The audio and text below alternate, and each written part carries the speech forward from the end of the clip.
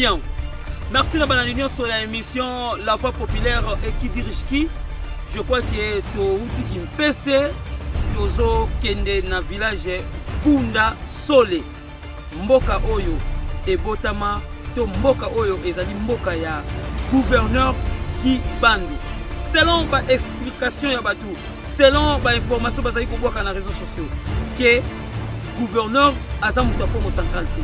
To changer ba information, to fouiner ba information et aujourd'hui nous sommes maintenant en train de côté na gauche na ngai et kenda côté à Santikwa et na droite na ngai et kenda na village Vunda. Bisiko wapi tolingi to ko kutana na famille na ye. Na bino batu o bozali ko douter de information. Na bino batu bozali ko luka porte-parole na bino ya solo sans corruption. Solito ko maestro. Tozana mabele ya Santikwa. Tokende toyeba si réellement oyo batu bazali koloba que le gouverneur Gimbadu a mon Congo central to kiyebe en mokuna.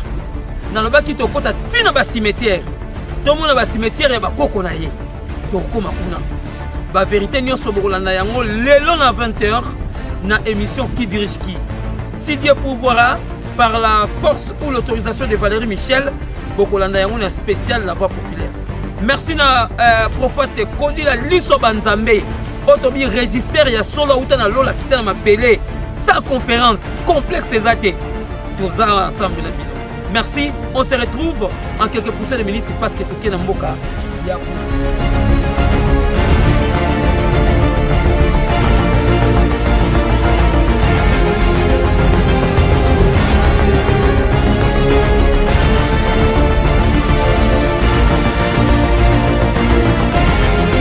Voilà. Merci Nabalandi à l'émission La Voix Populaire et Qui dirige qui. Je crois te commis na mboka oyo ya Santikwa. Nabandi bosi ko ebaki na ba médias pe na ba réseaux sociaux. Batu bande ko ba mabe vraiment makasi pona le docteur Guy Bandu. Nabandi na cause à la première journaliste ou premier journaliste pourrais-je le dire.